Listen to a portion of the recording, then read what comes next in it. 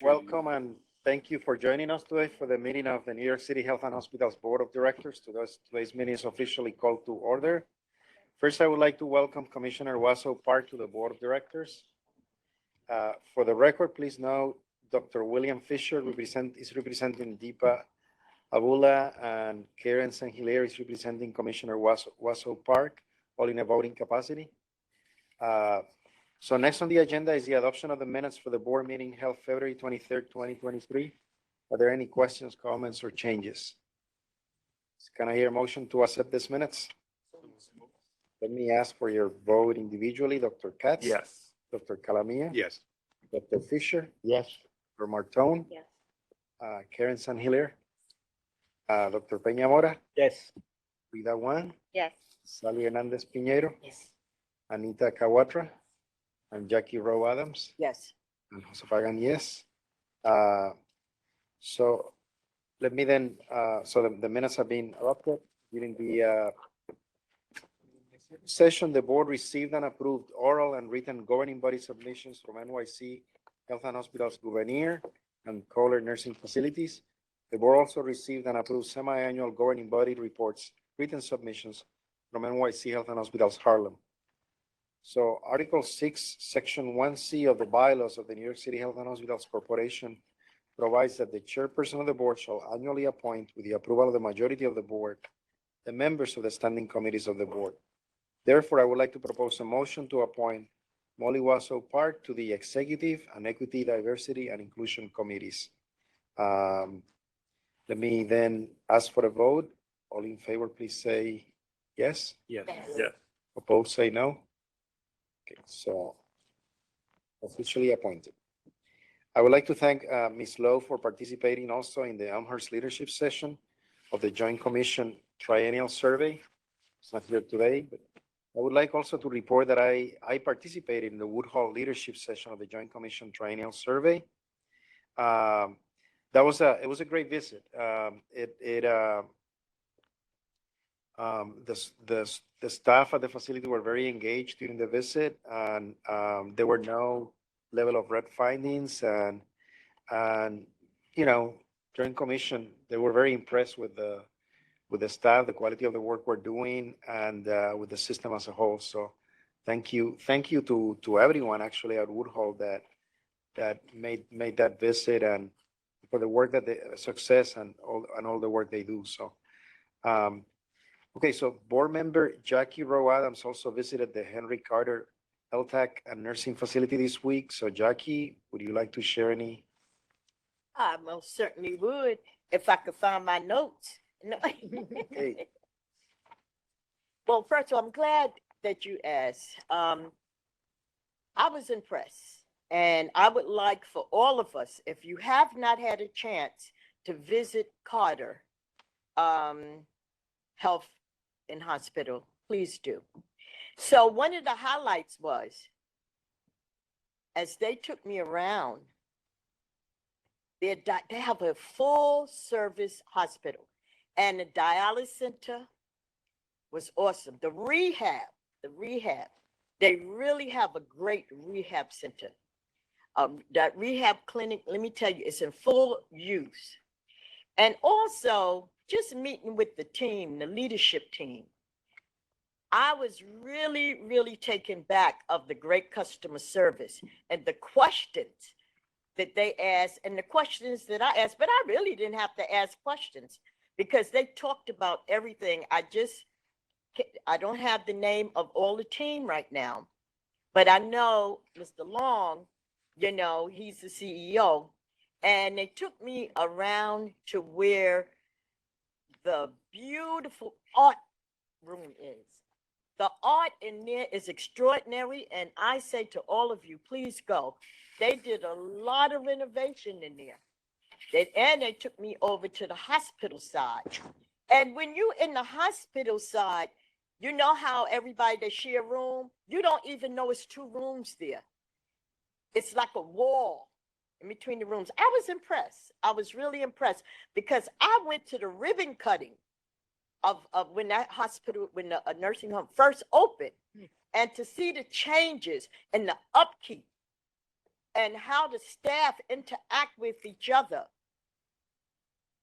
I'm telling you, it was impressive.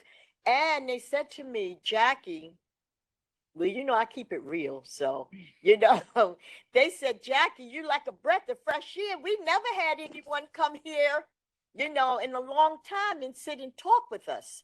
And I let them know that it was not about spying. It was not about criticizing. It was about coming in to help them and to see what we as a board can do to enhance what they already have.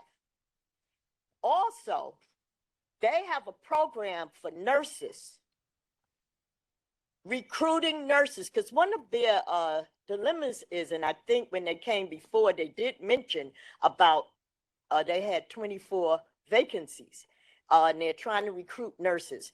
But they also are reaching out, and I say this to everybody, if you know some young person, 18 and up, that's interested in nursing, they're doing an interview and a training, and they get a stipend. That was great. So I don't know, you know, I know a lot of facilities, but to hear that they're really reaching out to the young people that's interested in nursing, and they go to all the schools. They want us to, summer's coming. So I told them about the summer youth program, which I heard that they have already. And so I'm going to help them recruit more young people, because you know what? That's saving lives and getting our kids off the street and letting them know it's resources out there and they could take advantage of it and get paid while in training. But it's so much more. I could go on and on because I almost stayed 2 hours. And then the good part was we had lunch. So I say to all of you, it's important to let our facilities know when we go out there, and I suggest everybody, I'm a newcomer, so I'm sure y'all did all this, especially my leader, Sally. I know she did it all, you know, you did all this. So I'm a newcomer, so I'm impressed. But to let them know that we care. We're not just a board to make decisions against them or for them, but with them. And that's very important to let them know that we are here for them. And do not be afraid to speak up if you're doing the right thing. Now, if you ain't doing the right thing, I said, Dr. Katz will know. Oh, I did. I said it. I said, because he's a smart, that's right. And that's what the clinics, the nursing homes, the rehabs, the hospitals, that's what they need to know, that the board is not, because some people get on, oh, they go a board meal. No, I'm not here for that. I'm here to let you know that if you need help and you need a voice, I'm the voice. I take it back. If you're doing the right thing, we have to continue to enhance these hospitals, clinics, and rehab. The pharmacy, they have a full pharmacy. It's so much. It's so much. They have a full pharmacy. But it's only, everything that I'm talking about is only for the patients. They are looking at long-term in terms of maybe reaching outside and letting the public, you know, that come as a patient and go home and still use the facility. But right now it's not happening. So I'll stop it there because I could go on and on. But I'm so glad I did that. And I'm looking forward to visiting others. Thank you. Thank you, Jackie. Thank you for conveying the different messages and letting them know that we're there to help them. And Yes. thank you for representing us at the visit. So, so please also be aware that the fiscal year 2023 annual public hearings or meetings have been scheduled for each borough. These meetings will convene at 6 p.m. And in Manhattan, it will be April 4th at Harlem Hospital. Queens will be April 18th at Elmhurst. At the Bronx, it will be May 16th at Jacobi Hospital. And Brooklyn will be June 13th at Woodhull Hospital. Members of the community are encouraged to register to speak by contacting the board office at 212-788-3360. This information is also posted on our website, on our public website. So let me move on the agenda to Vendex approval. Since we began the process of approving contracts prior to Vendex approvals, there are 8 items on today's agenda requiring Vendex approval. 5 have that approval. There are 2 items from previous board meetings pending Vendex approval. Since we last met, no approvals were received. We will continue to notify the board as outstanding Vendex approvals are received. So let's move on now to the resolution. So it's item number 4 on the agenda. So Ms. Wang. Thank you. The resolution is authorizing New York City Health and Hospitals Corporation, the system, to enter into a 5-year best interest contract extension with Base Tactical Disaster Recovery, Inc., Base Tactical, to provide project management and consulting services for the repair, restoration, and hazard mitigation of system facilities damaged by Hurricane Sandy, with the system holding 2 one-year renewal options for an amount not to exceed $6.8 million over the potential 7-year term. And additionally, to extend the current 2016 contract terms ending June 30, 2023 to December 30, 2023, to allow for the expenditure of the balance of $1,407,641.37 for Superstorm Sandy. And this was presented and discussed at the Finance Committee and brought forward to the board here, and Mr. Hart, and please.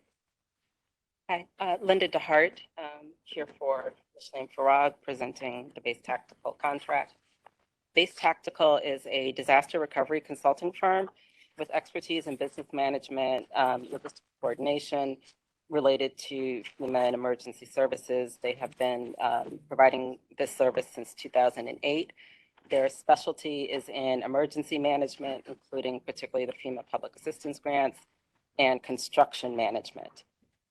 Disaster recovery consulting services are needed due to the real complexity of the administration of FEMA reimbursable work, and the lack of in-house resources that we have in this area, and really the inability to create in-house the full breadth of resources that we would need, including exposure to FEMA interactions around the country with other providers and grantees. Currently, New York City Health and Hospitals has over $1.7 billion in FEMA grant funding for Superstorm Sandy repairs, as well as allotted FEMA direct administrative cost dollars for that project. Base Tactical also provides services related to Hurricane Ida grants, which are in development, and would also apply for the DAC administrative funds related to that project. The Base Tactical services are funded through the direct administrative cost, or DAC, component of the FEMA grant. They are defined as eligible administrative costs that enable grant development, reimbursement, and closeout, and are allowable up to 4% of the total repair, restoration, and mitigation dollars approved. Slide. Superstorm Sandy projects there's ongoing work to that storm, which, as you know, is quite a while ago at this point. Base Tactical has provided critical input throughout the process, maintaining complete FEMA compliance with that work. I'm going to turn it over to Oscar to talk more specifically about the projects. Thank you. Oscar Gonzalez, Senior Assistant Vice President of the Capital Group. With me is Anika Brown, our Senior Director, leading the efforts for the FEMA program. The portfolio of projects is quite elaborate. A lot has started, some is ongoing, and there's a lot more that's going to continue on till the year 2030. Specifically at Bellevue, we have allocated about $498 million of work for designers and contractors to do a lot of mitigation work, elevate equipment, install medical gas system, and including and install resiliency measures to our elevators so that it continues to go up and down in the event that there's another event. To date, that total of work is about $161 million spent. In addition to that, we're going to be implementing a community flood wall that's going to go from 30th Street down to 25th Street, and it's going to protect not only our hospital, but the community in that area. That project's slated to be about $247 million, and that's slated to be completed in 2030. Switching over to Kohler Hospital, a grand total of $180 million. Again, same thing, a lot of mitigation work, elevating a lot of our major mechanical equipment, and also implementing a generator to replace the existing temporary generators that are there. To date, that work is about $43 million. In addition to that, we are actively pursuing the implementation and development of a berm rather than a flood wall to meet the FEMA requirements of the 500-year sea level rising requirements. And that work is estimated to be about $95 million to be completed in 2026, 2027. Shifting over to Metropolitan Hospital. So grand total of $120 million. Again, elevating some of the equipment, some mitigation work, specifically the Quick Connect projects, total of $13 million. And actively right now in construction is the flood wall that we're implementing around the facility, again, to meet the FEMA 500-year sea level rising requirements. And that project is a total of $117 million, expected to be completed by December 2024. And last but not least, South Brooklyn Health, grand total of $922 million. Similar vein, a lot of mitigation work, elevating of the equipment, implementation of a flood wall, which is complete, and also the implementation of a brand new 10-story building, which currently we have received almost all of the regulatory approvals. The only thing pending to date is the last approval, DOH, in order for us to be able to provide clinical services. And back to you, Linda. The next page, this is really just for information. Base Tactical also provides our emergency consulting services related to COVID-19. These services were procured through the emergency contracting related to COVID. They have provided services since the beginning of the pandemic, ranging from assisting in grant development and reimbursement, and advising us regarding procurement and compliance with FEMA guidelines. They're currently wrapping up that COVID-related work as FEMA has issued a cutoff date for COVID-19 reimbursability. The total original budget for the COVID work was $1.5 million. Further added on $3.12 million. We have spent to date a little over $2 million, leaving $2.5 million remaining. The term of that contract ends in June of this year. Just back to the contract we are seeking extension on. This was procured in 2016 via public RFP and expires also June 30th of this year. There are two components to the request. The first, to extend the term of the current contract through December of 2023 to allow the remaining balance on that contract to be spent. So this is time-only extension of the current contract. And then a best interest extension for an additional total of 7 years, which would be 5 years, and 2 one-year renewal options for a total of $6.8 million. This extension would be primarily for work related to those Hurricane Sandy projects that Oscar just described, which are expected to go through at least 2030. And there may be some amount of Hurricane Ida work that continues under that scope as well. Base Tactical has a 30% MWBE goal attached to the original contract and has achieved 61% to date for subcontracting to MWBE firms, primarily CJE services relating to damage site assessment. So the table below just lays out the amounts related to the original contract running from July of 2016 through June of this year at $15.5 million. To date, we've spent 14.1, leaving the 1.4 that we would like to be sure we can access through December of this year. The new best interest extension, which would again be a total of 7 years, including the renewal options, would be a total of $6.8 million running through 2030 to support their Sandy project work. In evaluating this as a best interest renewal, we considered 2 due diligence factors, the first being pricing. With respect to pricing for FEMA consultants, there is a requirement for under FEMA for price reasonableness and certain guidelines that have to be met, and Base Tactical meets those guidelines. Base Tactical is also one of the earliest consulting firms specializing in FEMA. They really have had the market kind of grow up around them and have very unique expertise that sort of is not comparable to many of their competitors, but even with that, they are competitive in the marketplace. And so given that they meet the reasonableness and the market competitiveness, we are confident in the pricing due diligence. And our grants unit also reviews all their invoices to ensure that work invoiced is validated. On the next page, the second component of due diligence with respect to the best interest was the selection of the vendor. It would be extremely challenging at this point in our FEMA project to onboard a new vendor mid-project. There would be a limited ability for that vendor to take responsibility to continue to work with us on claims that were previously submitted and accept any liability related to those claims, which would lead to a significant amount of rework and documentation to bring that new vendor on board and have them be comfortable in supporting us in the way that we would need them to do, which would be entirely cost prohibitive.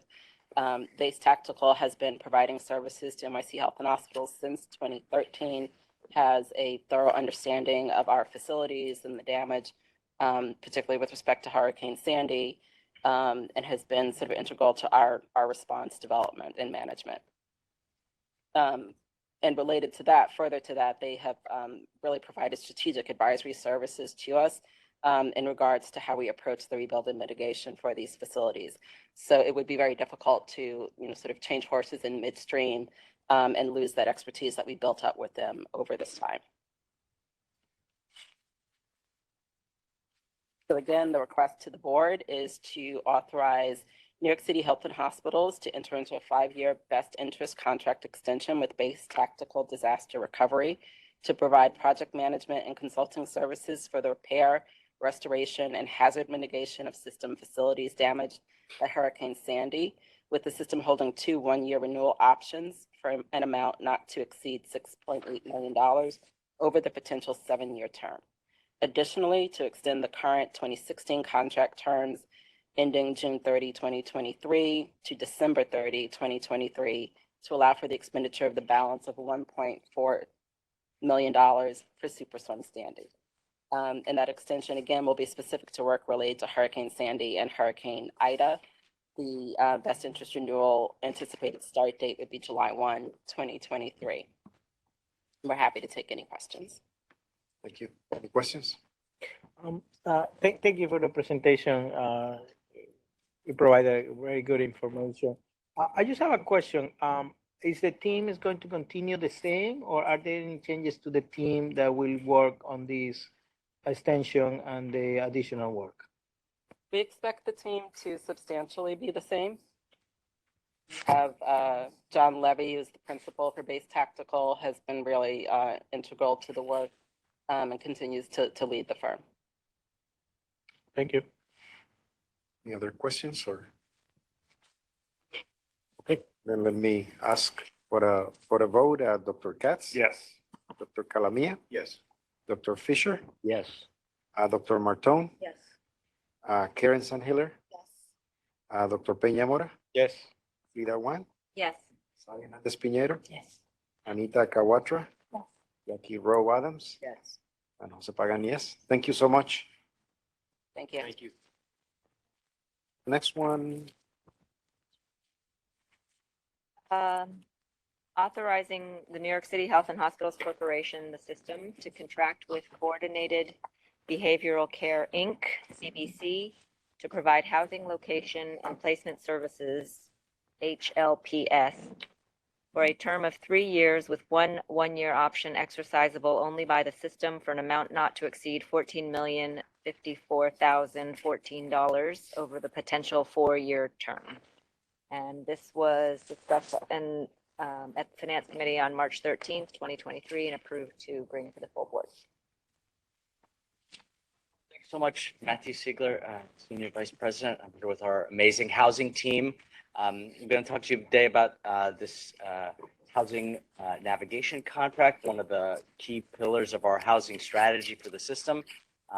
Housing is health at Health and Hospitals, and a really exciting time to move this work forward. So I'll hand it over to Leora. Thanks, Matt.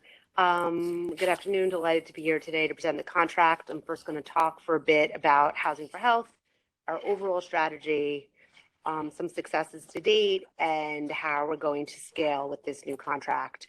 Housing for Health was officially launched in November, and the goal of our initiative is to provide housing opportunities and support for our patients experiencing homelessness. If you can go back one slide, please.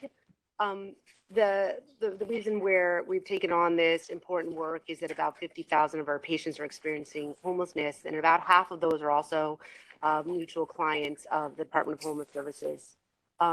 These patients spend a longer stay patient. They frequently longer than their housed neighbors. And evidence is clear that when people are housed, their health outcomes are better. We have a 4-part housing strategy. The first is housing navigation services, which we will discuss today in more detail. The second is medical respite services, which we spoke about in the fall when we brought contracts. The third, as mentioned above, is to continue our partnership with Metro Plus, our managed care partner. The fourth, of course, is to provide supportive services and permanent housing when we can at a smaller scale. And the last you've seen before when we bring ground lease for approvals to use our land for the development of supportive and affordable housing. To date, nearly 500 of our patients have been permanently housed, and about half of those are also members of Metro Plus. I would also, congratulate Metro Plus for also starting this housing work before we started here in the mothership at H&H, and they've been quite successful. But I think our partnership will allow us to continue to work together and grow the programs. Next slide, please. The mayor announced Housing for Health in November at Queens Hospital at the newly opened T building, which is beautiful for those who live in Queens. I encourage you to go to Queens Hospital. Housing navigation was part of the mayor's Housing Our Neighbors housing blueprint, and we're pleased that we can deliver on that commitment. One of the successes we've had, next slide, please, which really bridges all of our strategies to date, is really the story of Jesus, who is actually still a patient at Harlem Hospital. He was homeless since he was 16. He's a Metro Plus member. He got housing navigation services, and now he's living at the T building and studying to get his bachelor's degree. And I think it just sort of bridges all the work, but it's really important for us to scale this work, and that's why we're here today. Next slide, please. Just a little bit of data that we've started collecting. It isn't robust, but it's a small subset. National data shows that permanent housing reduces the use of costly acute care services for those experiencing homelessness. And I think our preliminary data shows similar trends, although the cohort is small and we have all the mechanisms in place to continue our look at this. Next slide, please. I'm going to turn it over to my colleague, Fanula Seaforth, to discuss the contract under consideration, which really gives us the opportunity to meet our patients where they're at, to support our care teams at the hospitals, to make sure that our patients get housed. Fanula? Thank you, Luar. So today we work with a variety of referral points throughout the system to refer patients who are experiencing homelessness into housing supports. The patient care team, after referring to us, takes on the bulk of the housing process. So they're completing the housing assessment, determine the type of housing the patient should go into. They're completing the housing application and collecting the vital and income documents. And you can compare this to the type of documents you'd have to collect for a mortgage. It's a huge amount of paperwork, and often you're having to pull it multiple times for a housing opportunity. They are then assisting the patient through the whole rent-up process, which can take a few months. This is burdensome for staff and inefficient for patients. In order to secure housing, patients experiencing homelessness need specialized support. The housing and homelessness space in New York City is incredibly niche and complex and can be bureaucratic, and navigating that space requires expertise. Despite source of income discrimination protections, landlords often also need additional assurances from partners like H&H to accept a patient with a voucher or a patient who's previously experiencing homelessness into their housing. So with all this context in mind, in April 2022, H&H released an RFP for comprehensive housing placement services. So this scope of work reflects a lot of work that we have been doing with internal stakeholders to understand staff and patient needs and our firsthand experience facilitating housing placements within the system. It also reflects best practices as modeled in health services in LA. The vendor will employ whatever it takes approach to getting our patients housed, meeting patients where they are. They'll find permanent housing opportunities, both through supportive housing that the partners in this contract have in their own stock, and through relationships with private and affordable housing providers. They'll match patients these housing opportunities and then take the work off of facilities to navigate through the permanent housing process. So they'll bring expertise to do a housing assessment and figure out the right type of housing for patients. They'll complete housing packets and those vital and income documents, and then facilitate the whole rent-up process with expertise to move that process as quickly as possible. The transition into housing can also be very difficult for patients, and they'll do everything they can to support that successful transition and ensure patients have what they need to succeed. Next slide. So in the future state with this vendor on board, referral sources, after identifying a patient experiencing homelessness and referring them to the vendor for assistance, will be able to focus on their expertise on navigating clinical and social needs for patients. The vendor then will take on all of that housing process, identifying and securing permanent housing, supporting patients through the process, and supporting the successful transition into housing. This contract will support all of H&H in our facilities to connect homeless patients in our care to permanent housing, including the single homeless adults served by the Special Populations Initiative. Next slide. So this was a competitive RFP process. There was 4 applicants and 2 rounds of scoring, after which CBC was selected as the highest rated proposer. Next slide. CBC is Coordinated Behavioral Care. It's a nonprofit launched in 2011 as a lead health home and a behavioral health IPA. And their mission is to leverage community partnerships to coordinate integrated medical and behavioral health interventions, coupled with specialized emphasis on social determinants of health to promote a healthier New York. CBC and all the partner agencies in this contract have extensive experience serving people experiencing homelessness in a variety of programs. They conduct outpatient mental health and substance use treatment programs. They have a health home care management. They have pathway home care transitional services, ACT teams, shelters, safe havens, transitional and permanent housing. They also hold the state's contract for homeless outreach teams, SOS. Through all of this work, they have a demonstrated knowledge of the homeless system, the housing system, and support services for people experiencing homelessness. And they've shown an ability to meet people where they are, whether it be in shelter, at points of care, at facilities, to facilitate permanent housing placements and help patients meet their goals. H&H Office of Behavioral Health also has an existing contract with them for Pathway Home and have highly rated their performance. Next slide. So the H&H is proposing to sign a 3-year contract with CBC with a 1-year option for renewal. The estimated average annual caseload will be to serve 600 patients with a goal of housing 400 of those patients per year. This is an average cost of about $5,000 per patient served. This will bring additional housing opportunities to our patients throughout the system, including supportive, affordable, and private market housing. The budget includes costs for personnel, both support staff at CBC and the partner agency's client-facing staff, operations, and tenant stability costs, which facilitate stable transitions into housing and supporting a tenant through that. There's also a small amount of contingency funds for flexibility, innovation, and program improvement. Thank you. Any questions from board members? Dr. Peña-Mora? Thank you, Chair. If you go back to the previous slide, please. In this case, they are going to get paid for the patients that they work with, not the patients that they place in housing. Is that correct? Correct. We built up the cost of the contract by the total number of people that they'll engage and be working with. And then I think we will have, the yields, the number of people they work with, and then ultimately place will be a factor in it. But the overall amount of workload is built on the caseload.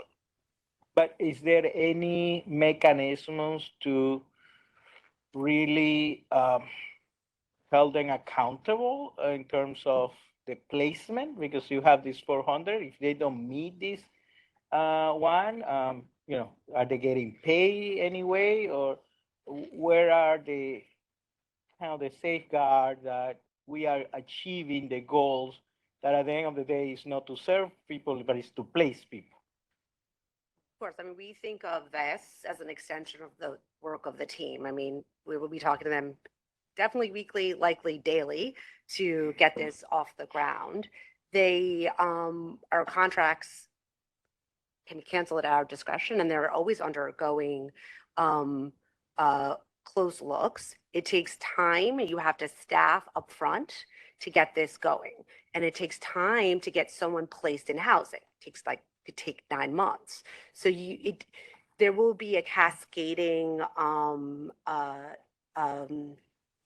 placements, and if they don't meet the placements in year one, that goal can roll into the year two.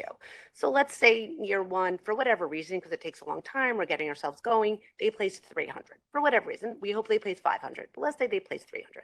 That 1 year goal can roll into the next year, and we can continue to build on it. A lot of this is about forward momentum, and that's what we're working towards. But they're under a great deal of scrutiny, and they're collaborating with us very closely, and we're excited to work with them.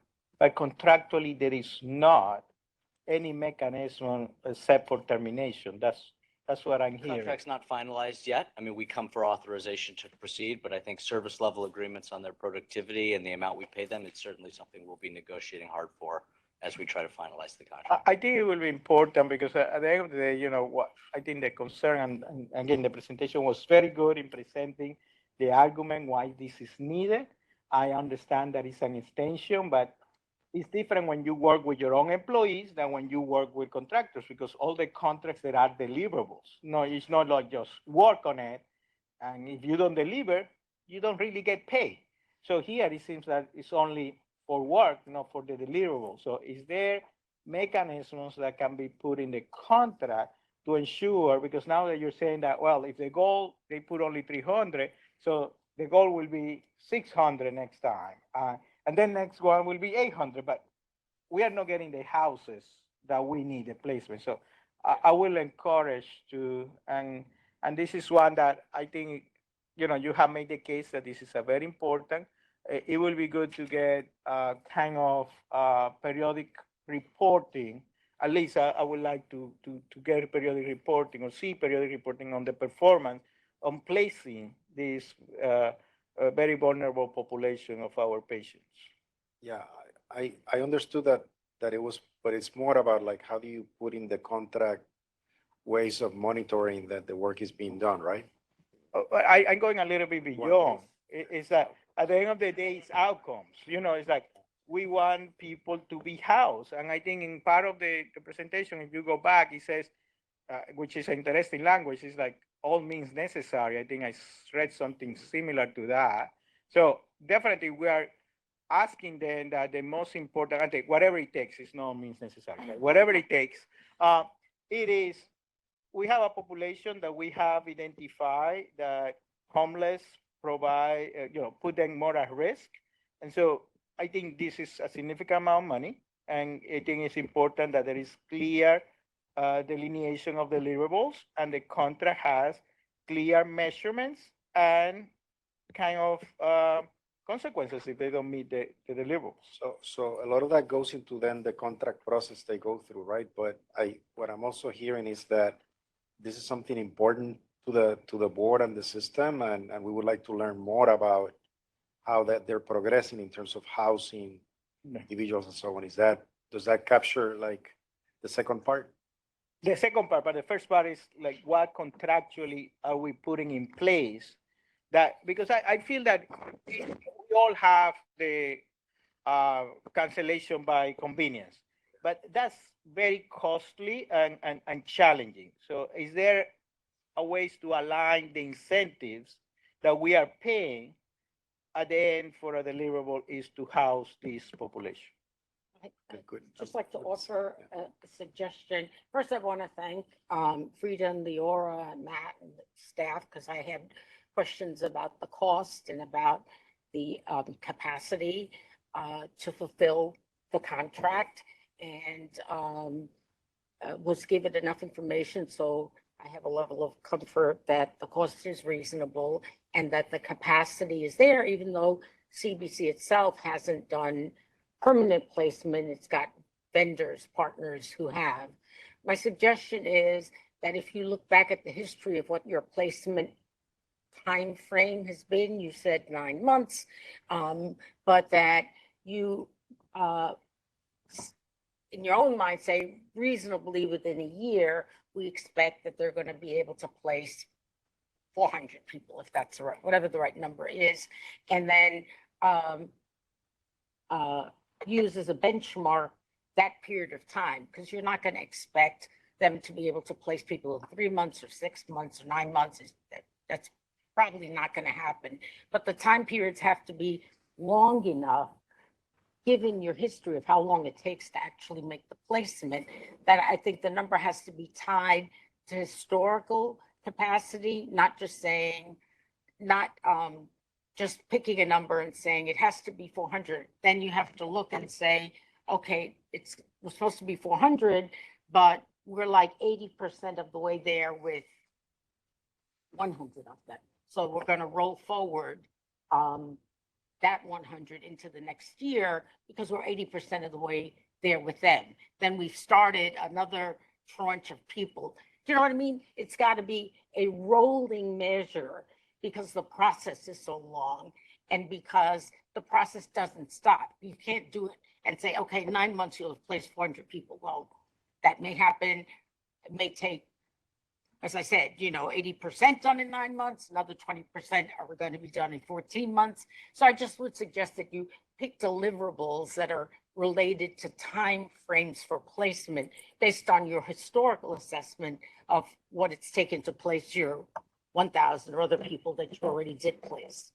Just a suggestion. And Sally, I think that's definitely for planning purposes, but I think I was thinking more, if we go back to the slide, is that there is a payment cycle here that does account for the effort, but at the end pay for the results.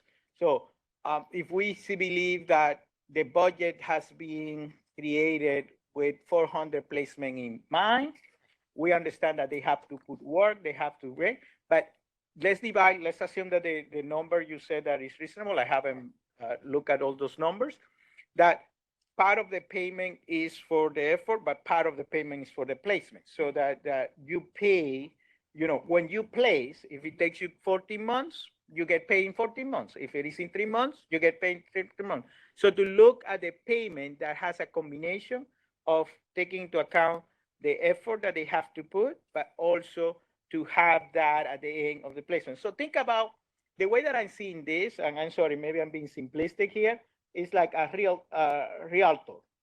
You work with a lot of people to get them to buy a house, but then you get paid when you get a house. But I understand that this is different.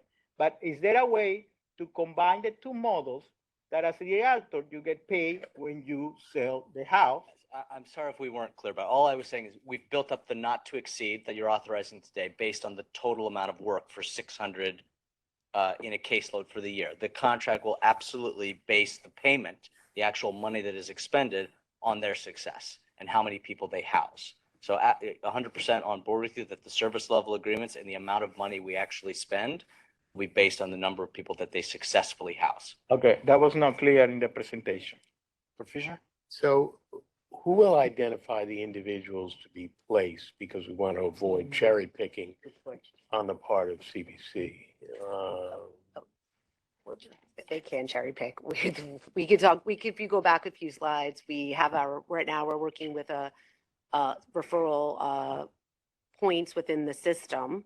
And those continue to expand as we do more and more outreach and we stand up for scale. We were just limited to how many people we could take into the team. That's small in place, but they have to accept So the the system referral. will identify Yes, those. the system, and those are some of the nodes as reflected there, but it will continue to expand over time. And so we're working with, of course, Metro Plus, we're working with our health homes, CHWs, the primary care safety net clinic, ambulatory care. So it's wide ranging. But we needed more outlets and throughputs, and this lets us get there. To expand a minute on the we'll do whatever it takes philosophy, because that was something that was important to the development of the program in LA. Just to be clear, what we mean. Historically, some government contracts have paid for a portion. So they would pay for a subsidy, but only up to this amount. And if the apartment were $50 more, you're stuck. A different contract would pay the move-in expenses. But if you didn't have the move-in expenses, you get the apartment, but nobody would be able to move you in, right? Or nobody would be able to buy you the furniture or the bed to sleep on. Or nobody would be able to deal with the fact that you had a caretaker and because you were disabled and required someone be there at night. And so the idea of it was to create a government contract that would, just as you're talking about, Fanny, focus on getting the person into housing. That's what we're trying to do. And that the contract would acknowledge that might be a little different for each person. And that it wasn't all a $600, subsidy. Because the basis of creating this was there were lots of people floating around Los Angeles at the time who had a subsidy but were still homeless because the subsidy itself wasn't sufficient for all the reasons. The landlords wouldn't take them. The landlords were worried about the finances, right? There was a caretaker. There was something. And so, that's what I have great faith in this approach of saying the whole goal is house them. That's what we want you to do. And we as the government, we're going to give you enough flexibility, but the accountability is housing them. That's where the accountability rests. So I'm very excited to see, and I think it would be good not only for the board to be able to see it, but I'm looking forward to celebrating it, right? That this is a wonderful thing to be able to celebrate when we've given people the dignity of their own home. And so that I'm looking forward to updates again, just so that we can watch that number grow and we can all go to bed at night knowing we helped other people to have their own home. Any other questions or comments on this one? So what I hear is that there's excitement about it, but at the same time, we want to hear more about it. Maybe a year from now, like once the contract is signed, like how things are going, and does that capture the? I have a different view, but maybe Well, no, it's but- just that I think more clarity in what Matt just said in terms of the payment for them. I understand your part that whatever it takes is to ensure that the patients get housed and it's not like one size fits all.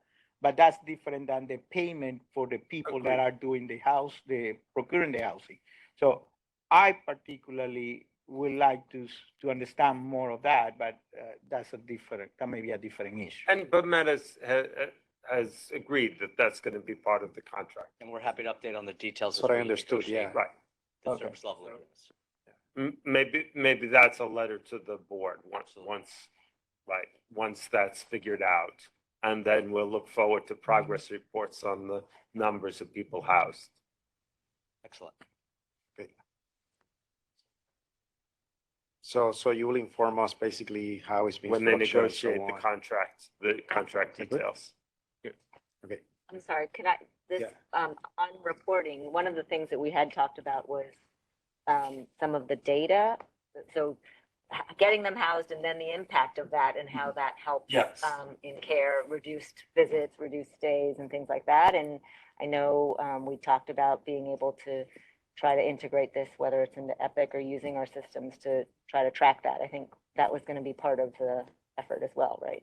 Absolutely. Tracking the clinical outcomes and what it means for our patients is foundational, and we'll be happy to report on that in an ongoing Right. way as So I well. think it's a whole continuum of great news that we want to hear. We're Thank happy you. to share it. Thank you. okay. So let me then ask for a vote. Dr. Katz, Yes. Dr. Calamia, Yes. Dr. Fisher, Yes. Dr. Martone, Terence and Hilaire, Dr. Peña Mora. Yes, with the caveat that I need to understand more of the information of the payment Payment for this service. Thank you. Frida Wang, Yes. Hernandez Pinheiro, Yes. Anita Kawatra, Yes. and Jackie Rowe Adams. Yes. Pagan, yes. Thank you. Thank you. So let's move to the next one, number 6 in the agenda. Next one. Number 6, authorizing the New York City Health and Hospitals Corporation, the system to execute 5-year agreements with each of the 5 law firms, Abrams, Fensterman LLP, Law Office of Barbara J. Burwitz, McLuhan and Friedman PC, Law Offices of David Moran PLLC, and Vigorito, Barker, Patterson, Nichols, and Porter LLP. All the firms for the provision of legal representation in matters under the New York State Mental Hygiene Law, behavioral health and/or guardianship, on behalf of the system on an as-needed basis for an initial period of 3 years with 2 one-year options to renew for an amount not to exceed $12 million over the entire potential 5-year term. This was also presented to the Finance Committee on March 13th, 2023, and approved to bring to the full board. Thanks so much. Hi there. You know me. I'm Andy Cohen, General Counsel. I'm here with my colleague. You want to introduce Good afternoon. My name is Joanne Haberlin, Senior Counsel in the Office of Legal Affairs. And we're really speaking on behalf of a body of work that Joanne worked on with another colleague, Preeti Swami, who is on her way to the airport for a very well-deserved vacation, but was very involved in this matter and supervises this body of work. So in terms of, just to give you a little bit of background, New York City Health and Hospitals requires outside expertise and experience in behavioral health and guardianship matters that arise under the New York State Mental Hygiene Law. What we call behavioral health matters include petitions for patients to be involuntarily committed into psychiatric facilities and the provision of treatment without their involuntary treatment without their permission, which is these matters come to us many times a day, every day. Guardianship matters involve including the appointment of guardians for patients who lack capacity to make certain kinds of legal or other kinds of decisions and need someone to do that on their behalf or for them. In a typical month, New York City Health and Hospitals handles about 300 appearances in mental health courts for behavioral health matters. And we do about between 40 and 60 guardianship matters in a given year. And we use outside counsel for these matters.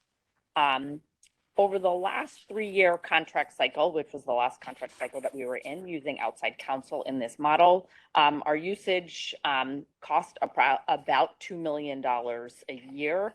And we are anticipating that they'll, over the next cycle, which we are seeking a 3-year contract with 2 one-year options to extend at our option. We think that over that 5-year period, there'll be about a 20% increase in costs. That's in part because volume is going up, in part because it's a 5-year period, and obviously we're in an inflationary period, and also just because it was a new procurement and rates have gone up just a bit. It's expensive. There is quite a bit of inflation in legal services. Most of the spend will come from the behavioral health matters. Those are the 300 matters a month where we have attorneys representing health and hospitals in court. Next slide. This is just a quick table on the historical spend on this body of work using outside counsel. So last year in FY22 was about just under $2 million, and it's on pace to be just a little bit higher this year. Next slide. So currently, what we're seeking to do is to enter into contracts with a panel of law firms that can help us with this work. This actually was a new model in the last RFP that we did, and we did it, therefore, since it was a new model, we did a shorter period. We did a 3-year contract period last time around, actually 2 years, I think, with 1 year option to Mhm. renew, which we exercised. So the body of work uses outside counsel, but it's very actively managed by an attorney inside our office in the general counsel's office. Again, that's Preeti Swami, who is really leads this work. We currently use a panel of 5 firms to use this work. Some of the firms do the behavioral health matters, some of the firms do the guardianship matters, and actually 2 of the firms overlap and do both. Those same 5 firms responded to this RFP along with 1 other firm, and the 5 incumbents actually were, through a competitive process, reselected to continue this work. For the behavioral health matters, the way that the firms are assigned, because there's such a high volume, they're working very closely with our psych departments across all of our different facilities. We generally assign 1 firm to work with all the hospitals in a borough. And so their relationships and familiarity is developed between the hospital and that firm. And then in addition, many of the mental health courts are borough-based, and therefore that firm is appearing before the same court, same group of judges, for example, on a repeat basis. There's one exception. Bellevue obviously has a very high volume of cases, has its own mental health court, and so they have Bellevue has its own a firm assigned to them, specifically different from who is assigned at Harlem and Metropolitan. Guardianship matters, of which there are many fewer.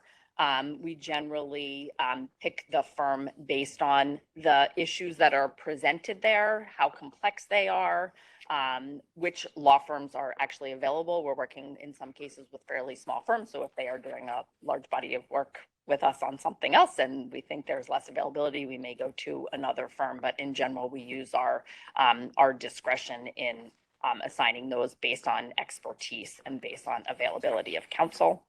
And the contracts that we have right now expire actually tomorrow. Although it's typical in a legal arrangement, a law firm does not drop the work, the moment that their contract expires. So even if this board did not approve this, we would be in a position to complete the cases that we have with the law firms that we have. In terms of this RFP, the minimum criteria to provide services really related to ensuring that there were at least 2 attorneys in a given firm with at least 5 years of experience and deep expertise in handling matters under Articles 9 and 33 of the New York mental hygiene law, and some of the regulations thereunder. And similarly, under guardianship, we asked for firms who had at least 2 lawyers who had at least 5 years of experience in these very specialized matters. And these firms also were able to apply or propose to participate in both bodies of work. Next slide. In terms of the RFP criteria, fairly simple. 60% was based on the experience and expertise of the firms or the attorneys who did this body of work, and 40% based on cost. And our evaluation committee was made up of personnel from facilities like a director of behavioral health, a director of mental health services and social work, and then 3 attorneys from the general counsel's office.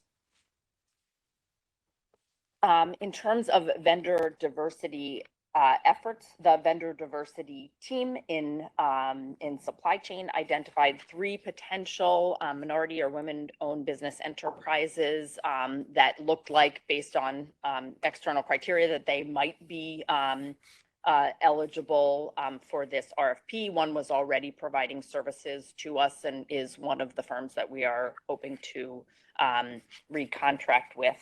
The vendor diversity team outreached to the other 2 firms that they had identified through research online.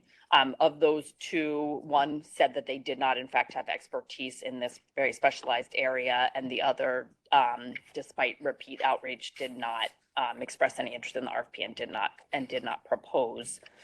Originally, because of the nature of the work, there was no diversity vendor component percentage, which is the term that we now apply. We previously talked about goals, but we think this is a much more appropriate term because our goal is not our dream amount. It's the amount that would be appropriate under this contract. But there wasn't such a percentage set for subcontracting because in the nature of legal work, there's usually very little opportunity to subcontract. However, once the information started coming in, it became clear that a meaningful amount of spend was actually spent on courier services because there's so much very rapid back and forth between the law firm, the hospital, and the court. Courier services are a meaningful part of the cost. And so we identified an opportunity to ask for subcontracting with courier services. And that was for approximately 10% of the value of the contracts, and all of the vendors that were identified as the preferred vendors have agreed to a 10% subcontracting amount that they would use via courier services. So the selected firms, Frida mentioned them before. It's just lots of names. I won't go over them again, but you heard them. And again, you can see on this slide that some are doing both guardianship and behavioral health matters, and some are doing either only guardianship or only behavioral health matters.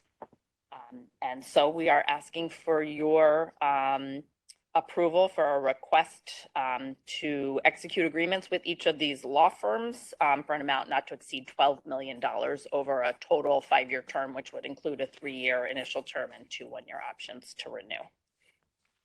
Thank you so much. Any questions? I just want to, somebody want to go first? Go Sure. first.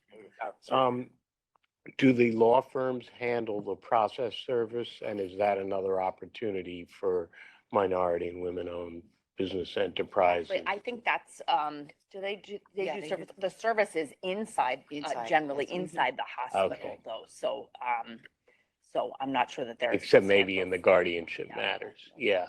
Yeah, Yeah. that there is substantial spend on that, but to the extent that there is, the delivery of papers is probably wrapped up in courier Mhm. services, actually. Thanks. Thank you. Good question. Thank you. Again, I just want to praise the team for their effort, being very creative in trying to look for ways in which I know that we had a lot of conversation about those legal contracts, and I think I'm glad to see that we use very creative means and maybe the exploration of the suggestion. If there is any other opportunity, I think that will be great, but this is really, really good. So thank you for the great effort. I have a question. If you go back to the firms, Mhm. I know that in previous, like the list of the firms. Yes.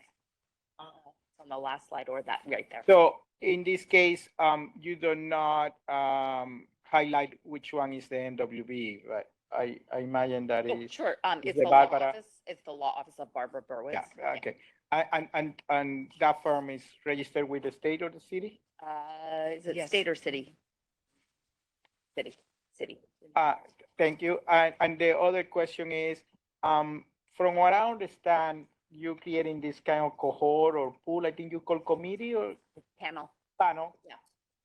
And the spending, the 12 million is for all of them. And are we going to monitor the expenditure in each one of the contracts? Again, what I'm thinking is that I have seen in other contracts that you have NWBs in type of a pool type of contract, but at the end, when the contract ends, something interesting happens that the NWB tends to be in the lower end on the services used. And so are we having this a little bit monitored, or what are we doing with respect to that? Sure, exactly. So of course, payment is only made for services provided. $12 million is our cap for this particular contract over 5 years.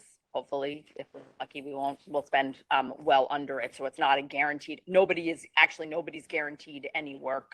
I tried to explain at a very high level, sort of how we make decisions around which firms do which. I will tell you, Barbara Burwitz, her firm does guardianship matters which are the much lower, and it's a very, very, very small firm. But they've done excellent work. They do the lower volume work than these other firms. Unfortunately, we didn't have an MWBE propose on the behavioral health matters, which involve like over the whole system, 300 appearances in court a month.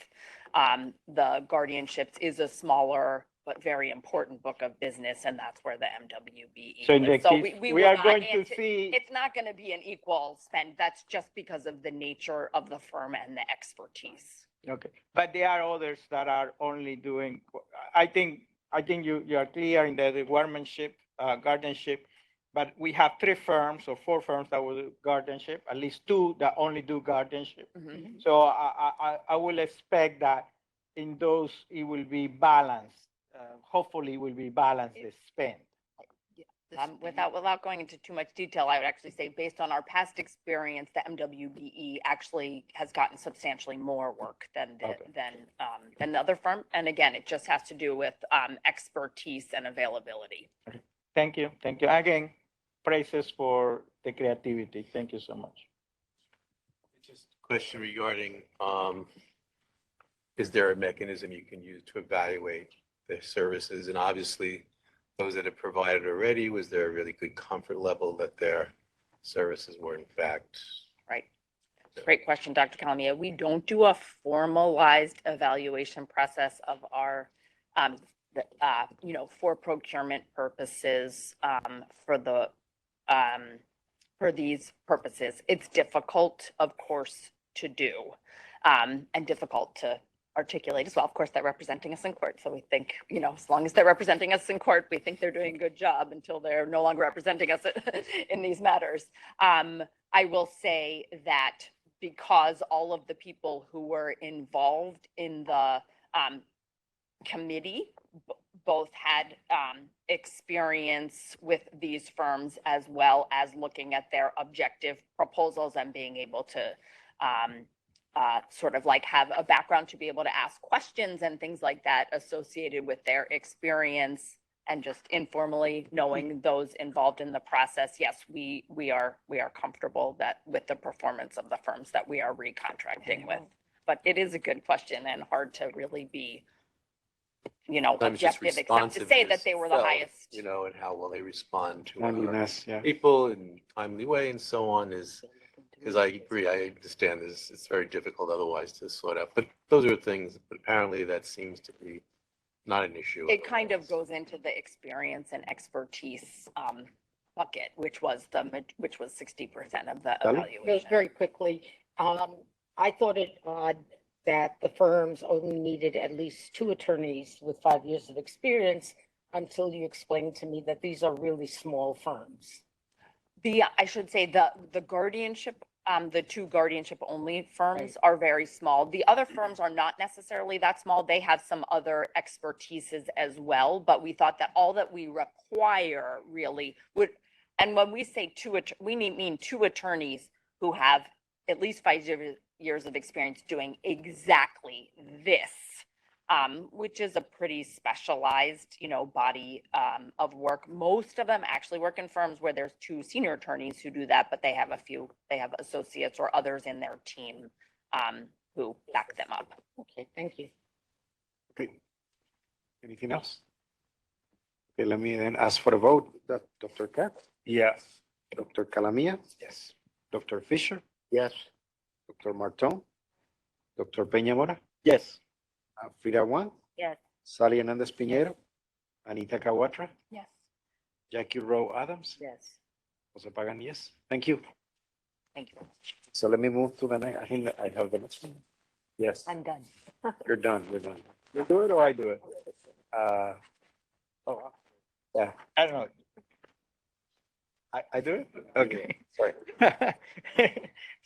7, authorizing New York City Health and Hospital Corporation, the system, to sign a 32-year lease with Matt Center LLC landlord for the use of about 22,819 total square feet, including a 449 square feet first floor lobby and 22,370 square feet clinic space on the second floor of 1720 Village Lane, Far Rockaway, New York, the premises by New York City Health and Hospital, Gotham Health, Gotham, for a primary care clinic at an initial rent of $32 rentable square foot of $730,208 a year, which will increase by 10% every 5 years to reach at $51.54 rentable square feet over the final years of the term for a total base rent over the term of $28,170,000 after taking into account 2 years of free rent, provided that operating expenses escalations are estimated to a total of $3 million, which, when added to the base rent, produces a total payable to landlord over the term estimated at $31,170,000. This was presented to the Capital Committee on March 13 and was approved for consideration by the full board. All right, thank you very much. It's great to see everybody today. I'm sorry we're so far away, but it is great to be here. So what I want to do today is to talk a little bit about where Gotham Health has presence in Queens today, then to narrow down a little bit and talk about what we understand some of the need in Queens to be with a focus on downtown Far Rockaway, and then drill down even further to talk about what we propose as our solution to meet the need that we've identified. So on the first slide here, what you can see, Gotham Health currently operates 50 locations citywide, 10 of which are in Queens. We were able to have over 53,000 patient visits in 2022 through our Gotham Health sites, including, by the way, one of our new Gotham Health Centers of Excellence in Queens.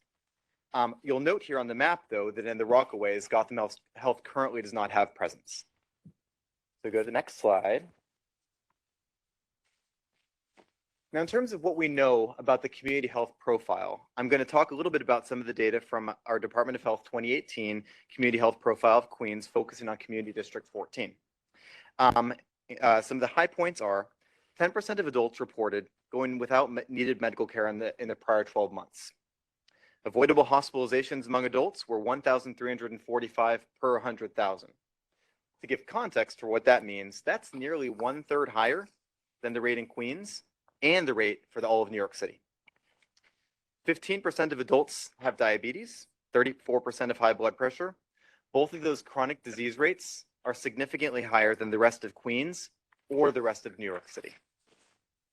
These chronic diseases are leading risk factors for things like heart disease and stroke, and are what we diagnose and treat in primary care.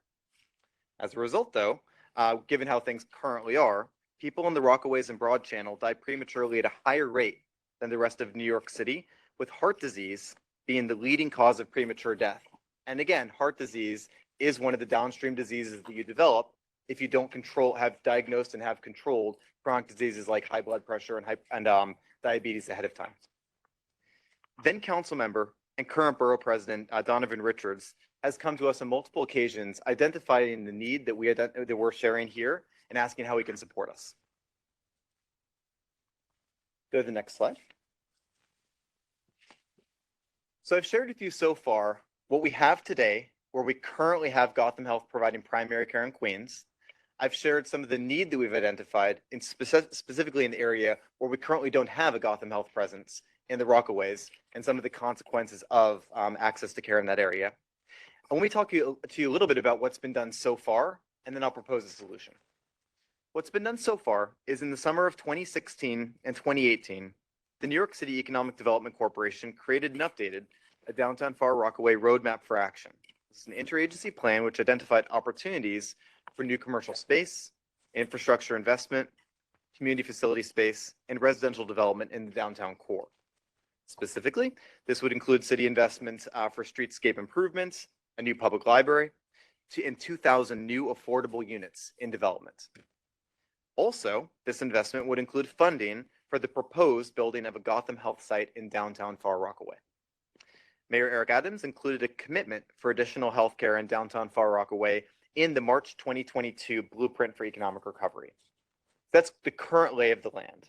Now, on the next slide, I want to transition to tell you what we propose our solution is to begin to address a lot of the consequences that we've been talking about.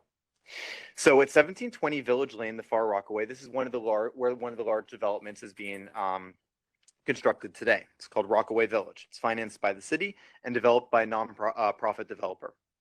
Gotham Health in our proposal here would occupy the corner second floor retail on frontage directly visible from Mott Avenue A subway station. So on the bottom diagram here, you can envision where the big windows are. That whole second floor would be a large new state-of-the-art Gotham Health primary care oriented clinic. I've been there myself. You look out the windows, you can't miss the subway. And looking the other way, when you're leaving the subway, you wouldn't be able to miss seeing where you can go to get primary care that could save your life. In terms of the amount of space between the second floor there and a little bit of space on the first floor, it's 22,819 total square feet, with 449 of that being in the lobby, and then 22,370 being that second floor that you see there. You can envision more than 22,000 square feet of primary care. The clinic services that we would provide would include primary care, of course, women's health, vision, behavioral health, dental, podiatry, and imaging. The design process would commence in 2023, and we'd have an anticipated occupancy by 2025. So let me go into a little bit of detail here about the lease terms and payments to make happen everything that I was just describing. So this resolution requests authorization to enter into a new lease for a single condominium of 22,819 square feet at 1720 Village Lane. This would be a 32-year term commencing upon execution of the lease, with the first payment of rent 24 months after possession, noting, of course, that we would take time for us to build out the site and effectively open it. The base rent will be $32 per square foot, and that's within fair market, which is $30 to $50 per square foot currently. The tenant also would pay the landlord the tenant's proportionate share of increases in shared operating expenses over the base year of 2023. This would be estimated to be $3 million over the term of the lease. To bring all of those numbers together about how this lease would work, to summarize, over a 32-year term, the total landlord payments would be $31,170,000, and we wouldn't be making any lease payments for the first 24 months after possession, giving us time to again build out the site and begin to operate it. On the final slide here, just a couple of more details about other occupancy costs that we summarize. So rubbish removal would be paid by the owner. Electricity we would pay for, cleaning we would pay for, and real estate tax the estimated cost would be none due to the arrangement that we're setting up. And I brought our expert legal counsel, Jeremy Berman, to answer any more questions around that. With that, that summarizes our presentation and brings us back to our board of directors request. Great to be here. Great to see everybody, and would love to answer any questions. Sally. Your talking is slowing down. I don't know what I was going to say. You stole my line. I said, what happened there? Should have met him 5 years ago. Almost unintelligible. I had a concern, which is not about the project, which I totally support. Although, you know, sort of there's this gap period between 2018 and 2023 when the need was, and before I'm sure we had clearly identified the need for health service. But my concern was more about this and with Metropolitan, where we funded this kind of long-term capital development plan where we were going to figure out which plans would have priorities and which boroughs. And then we're kind of on an ad hoc basis having capital projects come in. But I discussed that with Matt, was chatting with Matt about it. And he made a good point, which is that oftentimes these are arise out of unique circumstances. Right. He used a good word, which I can't remember. Opportunity. Opportunistic. That's what we said. They were opportunistic that, you know, it happens that the mayor has an interest in it, or we get city capital for it. So that helped address my concern about, you know, not kind of, how did it fit in with this longer term planning process that we funded? Mm-hmm. I think it's a great question. What I would add to that, agreeing with what Matt shared as well, that there was an opportunity here that we wanted to be able to leverage to help this community. But more globally, we've opened a couple of new sites in the last several years. In particular, we've opened our 3 new COVID centers of excellence, and the approach is, that we took for that is we looked at need. So we looked at areas that were disproportionately affected by COVID. We looked at other, I consider it primary care opportunity. Where are there primary care doctors? Where are there not? And when you put those things together on the map, the areas that we built our sites really lit up. And here, the same thing where we have a unique opportunity here to really help the downtown Far Rockaway community, but it does fit within the analyses we've done, clearly show a healthcare need. We also know that there aren't enough primary care doctors there. So this meets sort of the approach that we've taken, but I think you're bringing up the important point. This isn't the end. I'm gonna keep coming back to you and talking slower and slower to identify areas across New York City, which I think we've done a really good job of. I'm proud. This is the 4th site we'll have opened in even a matter of years. These are huge benefits to our communities, but this isn't the end. This is I would say this is the future. Okay, terrific. Thank you, Tim. Thanks, Sally. Yeah, so no, that plan sounds magnificent. It really does. And I guess the issue is each of these sites, unfortunately, the cost of providing primary care services and so on is never met by the revenue, fortunately. So there is going to be a net, cost to this with staffing and so on. And I guess, so as we're trying to do these good deeds of finding where we have need and so on, unless someone is filling in the gaps, that does mean we're taking on those additional expenditures. And I guess the question is, have we looked at that on a budgetary level, and how will that impact us? And, because the more of these we could do, the better. I think it's spectacular, but each one, unfortunately, has a price tag that's going to be attached. So any thoughts on that, and has it been looked at from a budgetary perspective? Yeah, so I say 3 thoughts on that. The first is, there's the building out of the site and then ongoing operating costs.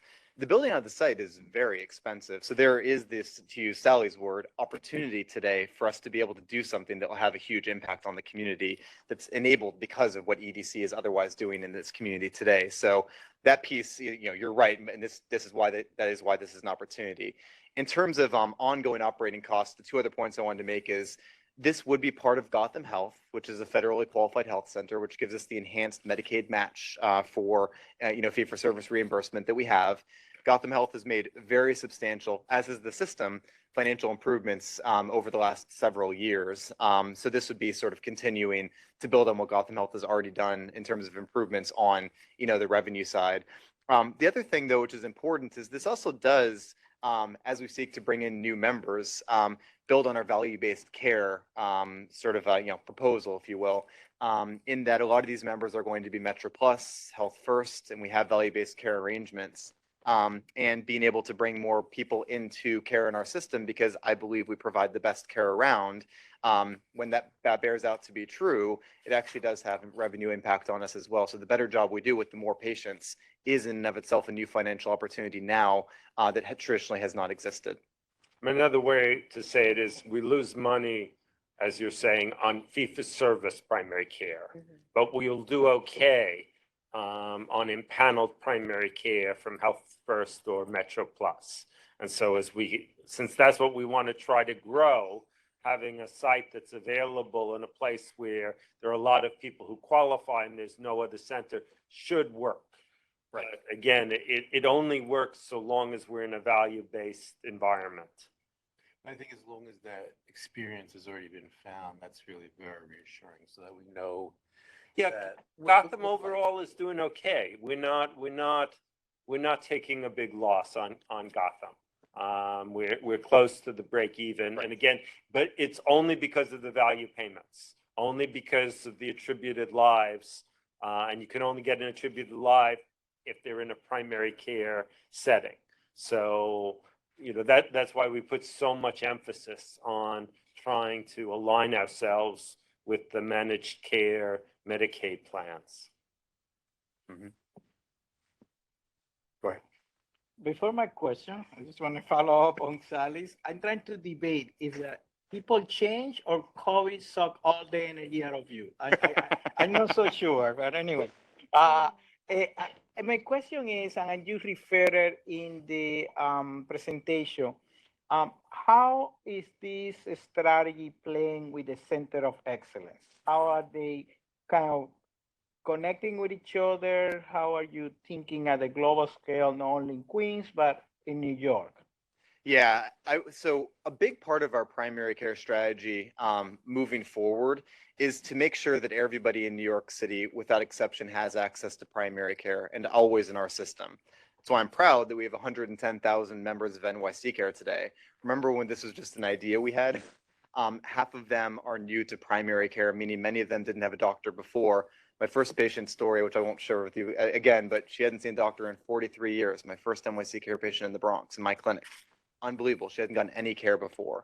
So we've done a lot to expand primary care, but concurrent with that, we've also in our system identified that there's different care models that are needed to take risk of different vulnerable populations. So we have care models we've developed for people experiencing homelessness. Leo actually mentioned our safety net clinic as a good example of that. We have care models for people that are justice involved.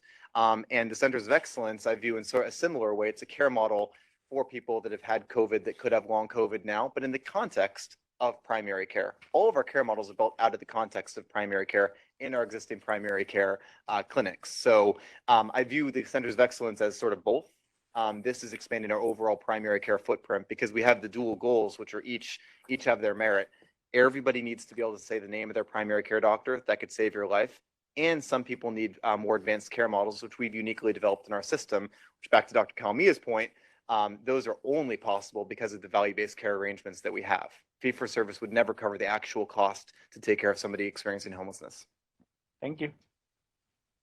And go ahead. We talked about this at Capitol, but I love this. I think it's terrific. And I appreciate your slowing down, but don't slow any further. Keep going, Ted. More coffee for you guys. But I just want to give one quick shout out to, because we didn't really talk about it here, to Jeremy Leora, the real estate side, on the condominiumizing of the project to get the tax benefit. So I think that was a good thing. We've talked about that a lot in different settings, and so. Thank you, Jeremy. Thank you, Leora. Just a quick question or comment more on the patient experience. So you walk in and there's 450 square feet, which is not, doesn't feel like a lot of space. But I guess I was trying to understand when you walk in, you're there, then you get sent to the second floor. Right, just basically to get to the elevator. Okay, that's what you meant. That's what the lobby meant. Right. Yeah. So there'll be comfortable spaces in the second floor for folks to. But actually, to answer your questions, I know not where you were going with this, but I'm excited about this. This is an opportunity for us to create a brand new state-of-the-art primary care site. I mean, even the flow with where we put the waiting area, the sub-waiting areas, to give you sort of the one-stop shop experience where when you walk around, you can see your doctors, see somebody in behavioral health, also get your mammogram. That's what we're going to build out here. And we have infinite potential at this site. We're going to be coming back with more design plans, but the really exciting part about this is how we can offer this community, truly state-of-the-art experience to give you everything you need in the most comfortable way. Thank you. Thank you. Okay, so let me then ask for a vote. Dr. Katz? Yes. Dr. Calamia? Yes. Dr. Fisher? Yes. Dr. Martone? Yes. Karen Sanhill? Dr. Peña Mora? Yes. Ida Juan? Carlos Piñero? Anita Kawatra? Yes. Jack Burns? Yes. Jose Pagan, yes. Thank you so much. Thank you very much. Okay, one more. Go to the last one. Number 8, authorizing New York City Health and Hospitals Corporation, the system, to execute a contract with BA Global Construction Corporation, the contractor, to complete a renovation at NYC Health and Hospital Metropolitan Hospital Center, Metropolitan, of the infusion clinic located in the 6th floor C wing to create an updated infusion suite for a contract amount of $5,941,453 with a 10% project contingency of $594,145 to bring the total cost not to exceed $6,535,598. This was presented to the Capital Committee on March 13 and was approved for full consideration by the board. Good afternoon, everyone. I'm Manny Sayas from the Office of Facilities Development. I'm joined here by colleagues Oscar Gonzalez and Tamika Campbell from the Office of Facilities Development and Dr. Srini Vasan, who will take us through the beginning of the presentation. Thank you. I'm Dr. Srinivasan. I'm a breast cancer surgeon by trade. I'm also the deputy CMO, and I work partly with Matt Ziegler in the growth team. I've been in H&H for about 22 years at Metropolitan, and I'm very happy to see this project come to fruition. We did an A3 about 2010 with a couple of CEOs ago. And I also serve as the cancer provider for breast cancer patients at Metropolitan. It is a community hospital where we currently see challenging cases for breast cancer that are treated according to national standard. We are an accredited national breast cancer center. And in order to provide that, we have been seeking a space that is collaborative and most patient-centered. And by this, I mean we have an infusion center that's located on our 6th floor that provides excellent care with absolutely no need for any other external referrals or collaborations with the state of the art. However, it is standing alone while the other adjunct services like the clinics and the counseling are all spread through various areas in the hospital, including the pharmacy.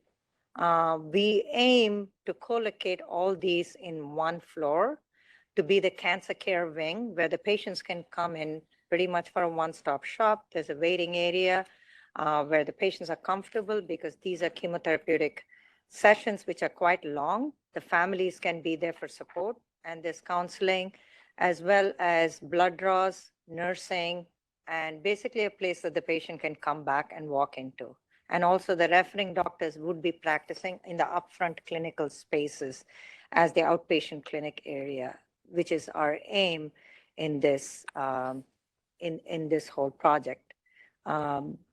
It's tough to be the last speaker, and I don't speak as fast as Ted Long now or 3 years ago, but you know, but this is something that I really am passionate about. I've been trying to get for many, many years for my patients.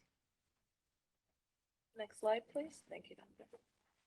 Okay, just to provide a little program background. So the 6C site is very much so outdated and in need of an upgrade. And this upgrade will enable the hospital to better meet the needs for the patients and the staff. So just to give a little information on the program for the future, we will have a complete interior demolition of the 6th floor ceiling. We will have 8 examination rooms. We will have consultation spaces. We will have 10 patient bays, open patient bays, a centralized nurses station, and a dedicated oncology pharmacy within the suite. Next slide, please.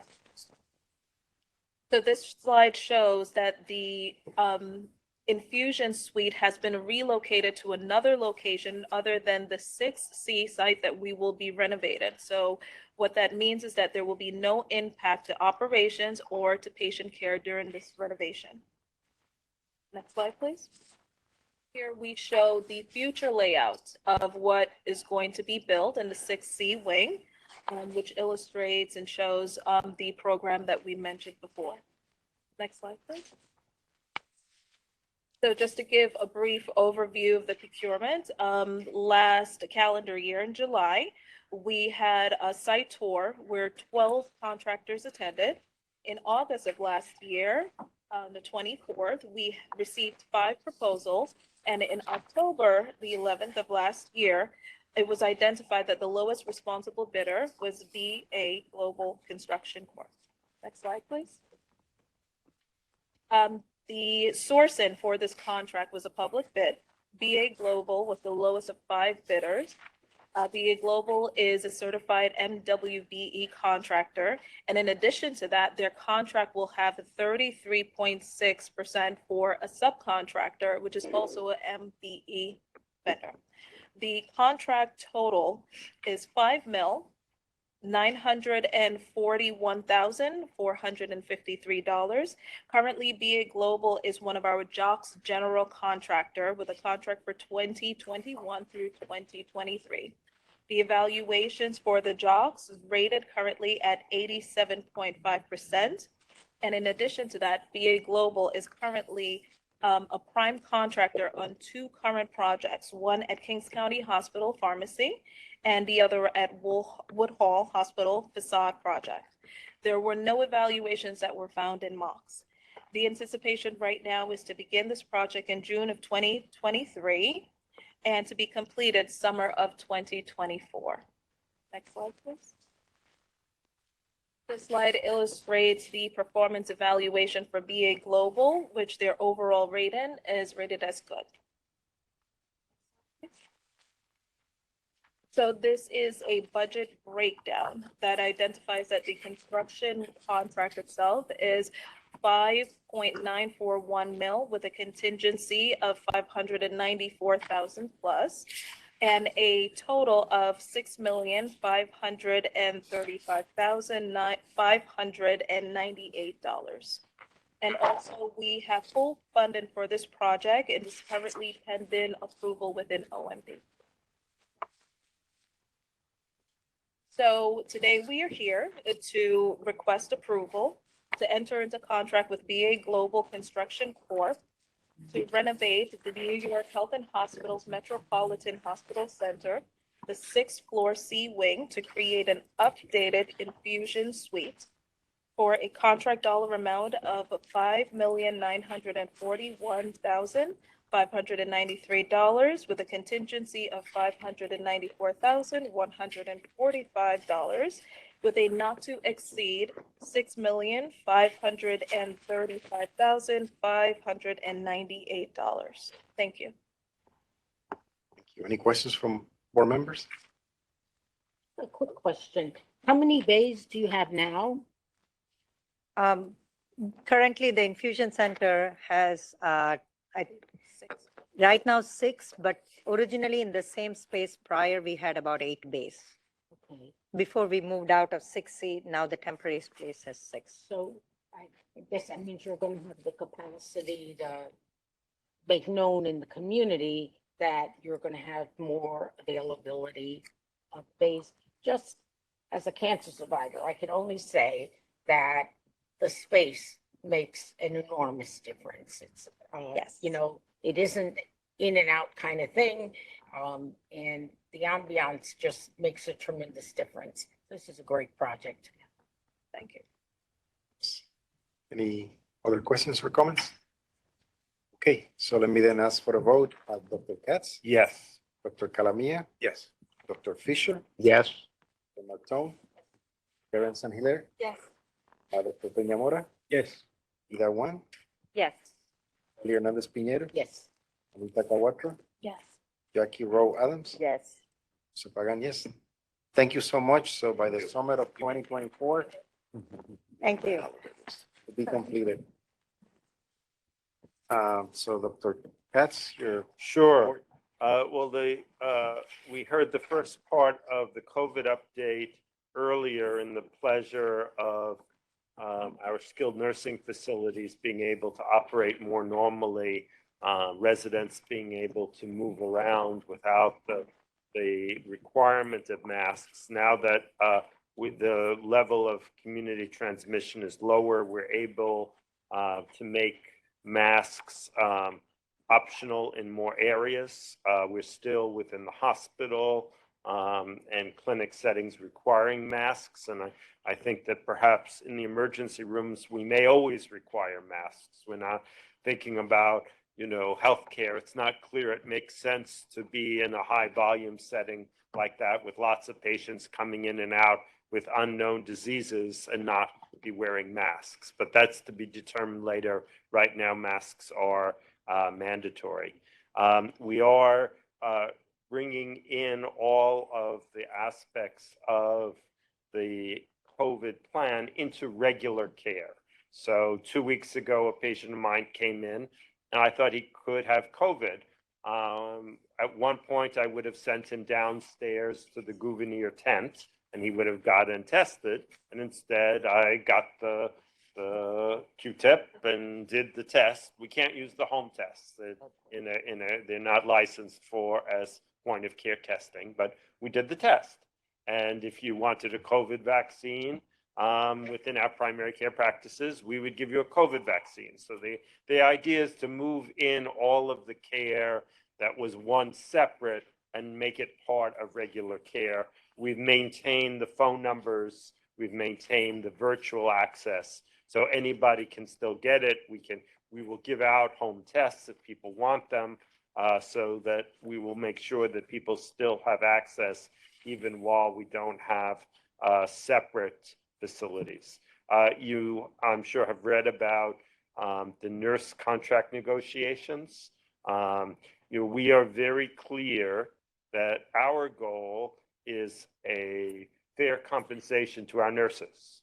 That is, we don't look at this as we want to try to, create a contract at the lowest possible amount. We look at it as we are in a competitive environment where nurses can do good and important work at a variety of places. We need to have competitive salaries. And now that the other hospitals have made arrangements, our salaries are substantially below that of the other hospitals. And it doesn't even save us dollars because we're running trauma centers. And so we have to have nurses. And so all it means is that we have to hire more temporary staff or registry staff, which then requires paying a higher amount. So it's all around not good practice. We need competitive wages for our nurses. Our nurses have done hard work through COVID. We have a very good relationship with NISNA. They gave Natalia Sineas, as CNO, a standing ovation at the last meeting because of her focus on professionalism. We want a good contract. We want fair wages for our nurses.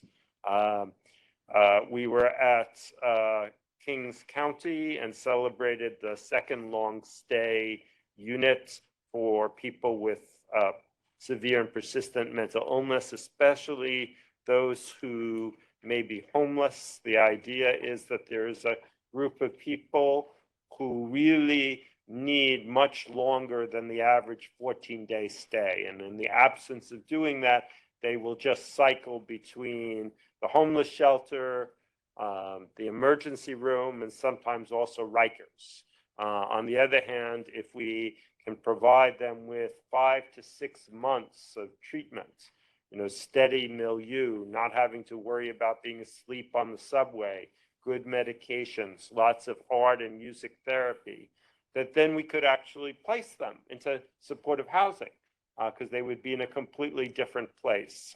This requires a close working with the state office because it's generally not a service covered by Medicaid or private insurance. So we have to make special arrangements in order to be able, because not everyone in this unit would fit the definition of acutely psychotic, which is what would normally be the requirement to have reimbursement for a acute care stay.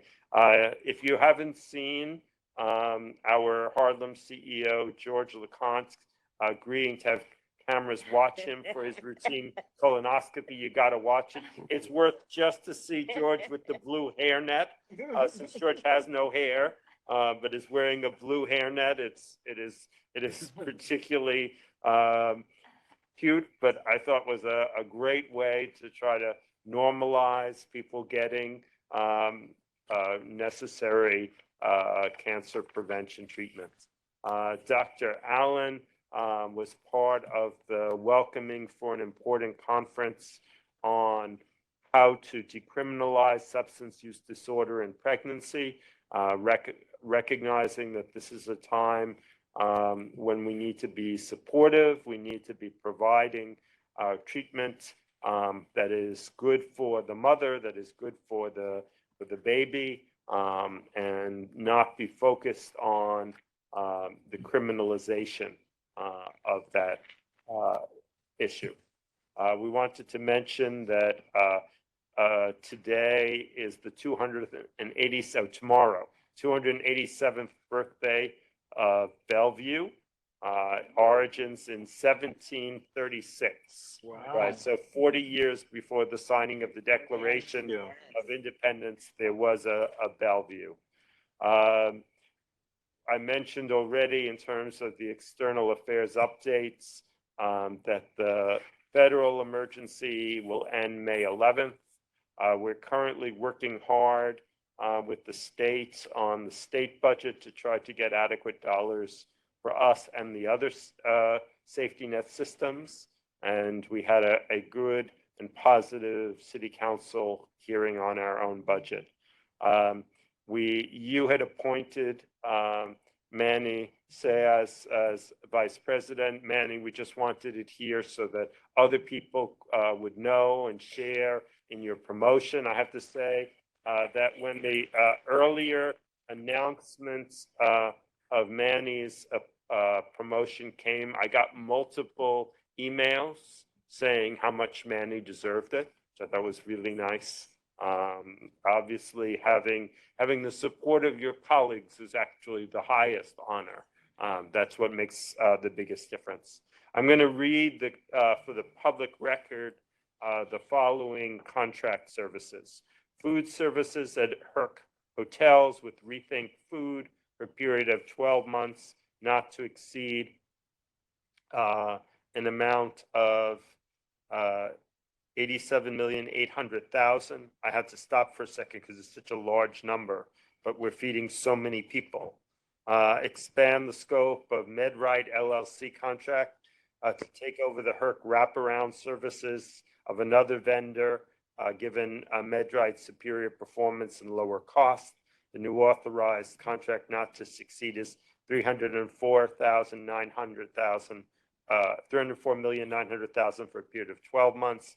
Expand the period of performance for an existing HERC contract, rapid reliable testing, just providing triage and referral services for a period of 12 months from 5 months originally. Increase the scale of an existing vendor contract for temporary security staffing at the hotels, air and security. Authorized not to exceed amount of this work is $140 million for a period of 12 months. Laundry services at the hotels with HappyNet as well as Sodexo consortium with Nexera for a period of 12 months and not to succeed $6,400,000 and $10,500,000 respectively.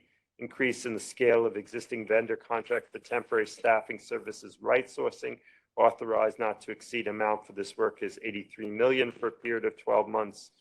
New hotel contracts with Holiday Inn for a period of 14 months and not to exceed $34,500,000. Wingate by Wyndham for a period of 15 months with a not to exceed of $11 million. Candler Building for a period of 12 months with a not to succeed amount of $24,276,986. Renewed hotel contracts with the Row and the Wolcott for an additional 12 months and the Watson for an additional 6 months, with Change Healthcare Solutions for continuation of patient call center operations for a period beginning January 1, 2023 through consummation of a new contract resulting from an RFP that's currently in process with a not to succeed amount of $18 million. Colleagues, you can see from the contracts that I've read that we're still doing a huge amount of work to take care of the asylum seekers. We think it's very important that, that they be welcome to the city, that they get appropriate housing and food, that they get resettlement services.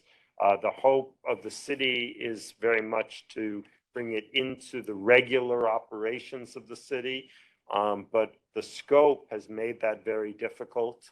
And so the city has relied on us to be able to do these contracts quickly, to get the services in place and provide the services. Every article that I've read, and many I know you've seen yourself, the asylum seekers themselves speak very highly of our services. That's the experience that we've gotten, that they really appreciate the welcome that New York City and Health and Hospitals has given them. So happy to take any suggestions. I just have a question. I wanted to be reminded a little bit about when we can do these. I understand they could be terminated on 30 days notice, but that's not really the issue as much. I'd like, for example, the temporary security staffing on an existing vendor contract, which we then expanded to by $140 million. It just, is it that it was impossible to predict when you were going to need the service? So it was just such immediacy that it needed a contract signed. Right, know. so I'll let Andy do the when can we? When can we? What are the procedures for decide, I mean, the, When we add on. I mean, the reality of the policy part has been that this is very much a day-to-day operation where we have unpredictable numbers of asylum seekers and unpredictable demands and are working as fast as we can to try to do it, and certainly not with the time to send out regular RFPs. But I think Sally's question also asks, so when is, and I think that's a good question for a public meeting, is when is this possible? What are the limitations? What is the review? Of adding. Just for an example, the vendor contract was an existing vendor contract. I don't know how long it was extended for, for a year. So I don't know if you could have extended it for 6 months and then gone through a more formal approval process for the other 6 months. I'm just wondering. But Sally, also just when can a contract not have to come here, right, to the board? Is that? That's what I'm, trying to. And then how long could you extend it for also for that? So under longstanding board policy, the president of H&H has the authority under circumstances that are not very specifically described, but are very, almost always used in either emergency or time, like what I'll call time emergency situations, to authorize spending under a contract with reporting to the board. That's kind of been a very long-standing arrangement, obviously not used very as frequently as we did during COVID, then monkeypox, then the HERC situation. Usually there is a lot of internal process used to assess. So for example, if we have an underlying contract that's like in its 5th year and we have market intelligence to suggest that there is a cheaper way to obtain it or something like that, we sort of try to say, well, we'll extend it for a few months until we can put something else in place. When it was recently procured at a contract rate that seems very competitive with the market, then we might say it's really not, for 1 year, it's really not worth it to go back out to market, because really you'd only have like 6 months of going back out to market, and we have confidence that the rate is an appropriate today kind of a rate. So the things that we look at are value and rate. And when I say we, it's really the supply chain team in assessing it.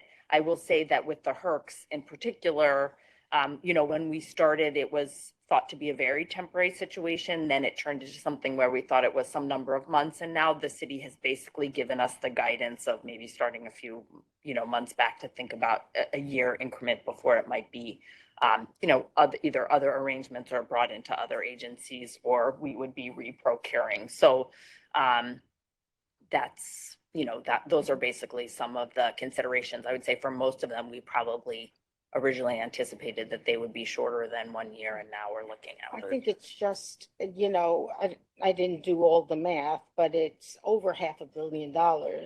And I would. I'm sorry. You said earlier in time, it was seldom used, and the amounts I don't think would have approached these kinds of figures. There has been a little bit of public concern about this being used and circumventing the usual review process that at least I've read. So I'm just putting that out there. I don't have a solution. I'm just raising it. Sally, the one important thing that I just want to add in is that because the city is covering these costs, none of these contracts move forward without OMB approval on the cost. So OMB is also like approving them before we are entering into them or getting the president's authorization. I think from a But point. From a policy point of view, I emphasize the urgency of setting it in, but it really is, as Andy is saying, there's also the future factor, right? That nobody is quite sure how long are we doing this for, right? I mean, what is the nature of this particular crisis, right? And what is the ultimate solution of this crisis? I mean, if in fact this is going to be a long-term issue for the city, then the city is going to move into some long-term way of dealing with this. And it may in fact not include us, it may not need to include us. And so it's sort of hard to imagine going out to look for services in 6 months because we're a little bit unclear, not for anybody's fault, but just the nature of this as an emergency as to how this is going to be dealt with in 6 months. And is the city going to use the same model or change its model? I share Sally's concern too of too much of the creep of the emergency contracting, but what I recall, and Mitch, your explanation for the HERT makes a lot of sense, because in the beginning, COVID, all the emergency contracts were getting done in this way because we needed to get them quickly, right? We didn't have time for this process. But then as we settled into the crisis, you guys were starting to bring some of those contracts to the board, going through the process, RFPing for them if and doing the regular procurement process that we're more accustomed to. And I think that would have been my question is, why are these continually being extended or done in an emergency basis? But it makes sense because you don't know when you're going to need it or what you're going to need, and there's no time and there's no forward horizon for you to be doing this in a ad hoc way. So I think that makes sense. We had even as recently as this week agreed to open a new hotel that we thought was going to be done by a nonprofit that then didn't have the capacity to do it. So, I mean, that's what I mean is that it has to, in order to move the contracting process, we have to be clear what it is we're doing. What's the scale? What's the length of time? And it's that lack of clarity and again, nobody's fault, right? It's a lot of people to take care of and a group of people whose numbers are not predictable week to week. But I take both your points as that this is not what is ideal, right? And we don't see it as ideal. And I think the city also recognizes that. And the city wants to be in a position of predictable expenses, ideally with reimbursement from the federal or state government or help from other, localities. And that there's an established program. And when there's an established program, again, it may not be us doing it. But that's been the challenge. I think in this topic, and then I have a question. In my mind, I feel very comfortable with the way that it's going because the way that I see it, somehow we are just a procurement mechanism because the money is coming from the mayor and OMB for priorities they are doing. They are not using our resources the way that I see it. So I think the OMB, and I know OMB checks their numbers very well. I feel very comfortable for this. If we were to say, take on that responsibility and manage it within your budget, I think that's a different story. And I think that requires more heavily our involvement. That's why I'm saying I feel a little bit comfortable with this. My question is actually with the previous emergency, COVID. In your statement, you mentioned that now you're bringing some kind of the COVID testing, the COVID vaccine, more within our organization. Right. So does that mean that now we are going to cover those expenses with our all means of revenues because the federal government has stopped paying, the mayor is not stopped paying? So is that what is happening? Pretty much, yes. That COVID going forward will be like any other disease we Another manage. disease. We'll test, we'll treat, we'll vaccinate, we'll bill insurance. Okay. We don't, we don't bill patients, but we certainly focus on billing insurance. But we'll treat it like anything else. Okay. So that we are not expecting any money for this. It's just going to be similar to our normal operations. Correct. Okay. Okay. Get paid the way we get paid for everything else. Okay. So in that case, are we winding down all those other operations? All and the other closing it? operations. Okay. We do we will be able to continue to distribute the home kits, Okay. which are a little bit of, right, I mean, that we've already purchased them and we can give them out until the cutoff date. And so hopefully people, are stocking up a little bit and having at home some test kits. And the federal government is still offering test kits free. People at pharmacies can get test kits free. We're hoping that covers some of the cost. Their The testing. expiration dates on these kits, how meaningful are they? I stockpiled mine, then I went back to look at them, and most of them have expired. Expired, a lot of extensions on those. Some of them were extended for 1 year. We've taken the position we won't distribute things that have been expired. But that's a different question than what you're asking. Right. Okay. As a public, He's not giving you an answer. as a public entity, we won't distribute expired things. Right. But I think many people believe that it is likely that they still have value. That is not a scientific answer. Artificial one. Any other questions? Okay, so let me move on then to, thank you, Dr. Katz. Thank you.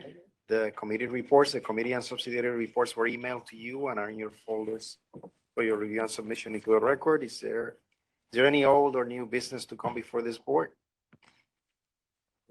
Meeting's adjourned. Thank you so much. Thank you.